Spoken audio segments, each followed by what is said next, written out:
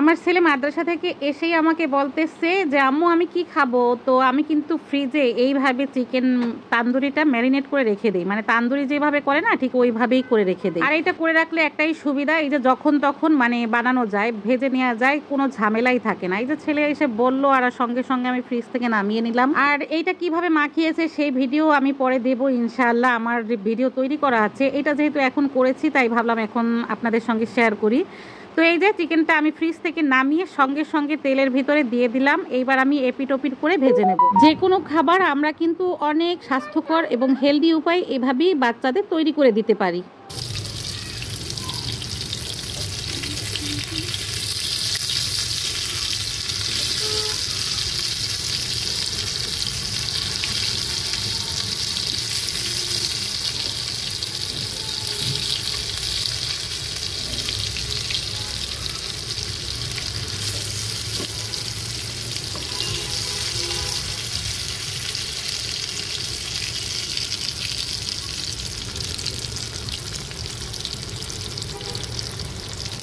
এই যে আমার এপিট ওপিট করে ভাজা কিন্তু হয়ে গেছে অলরেডি। আমি চুলোটা কিন্তু অফ করে দিয়েছি। এইবার আমি এইটাকে নামিয়ে ফেলবো। তো তান্দুরি খাওয়ার জন্য ছেলে চলে গেছে নিচের দোকানে। আমাকে বলেছে যে মা তুমি ভাজো, আমি নিচের দোকানে যাই যে এটার সাথে কি খাওয়া যায়। আসলে সময় কিন্তু কম থাকে, আর এখন কিন্তু দিন অনেক ছোট হয়ে গেছে, তাই না?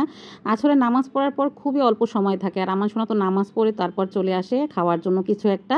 এই যে ঝটপটভাবে এটা বানিয়ে নিলাম। তো আমি একটু সস নিয়ে নিয়েছি, আমার কাছে সস দিয়ে খেতে অনেক ভালো লাগে, সাথে বাচ্চারও।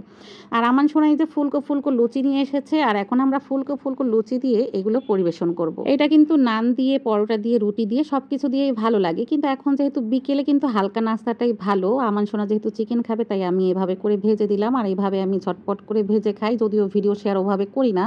আর আমি সবসময় আমার ফ্রিজে এই তান্দুরি চিকেনটা ম্যারিনেট করে রাখা থাকে, যখন খুশি তখন নামিয়ে ভেজে নেই। রান্নাঘরটা একদম অন্ধকার হয়েছিল কারণ মেঘলা ওয়েদার, কারেন্ট চলে গেছে, তাই চলে আসলাম ছাদে আপনাদের সঙ্গে একটু খুব সুন্দর ভিডিও ক্লিপ নেওয়ার জন্য। এই যে দেখতেই পাচ্ছেন আমার জবা গাছটা, মাশাআল্লাহ এত সুন্দর ফুল এসেছে, বৃষ্টি পেয়ে গাছটা একদম মানে সেজে গুজে উঠেছে। তো ছাদ বাগানের এত সুন্দর জবার সঙ্গে লোভনীয় নাস্তা ঝটপট তৈরি করে ফেলাম। আপনাদের কাছে কেমন লেগেছে অবশ্যই কমেন্ট করে জানাবেন।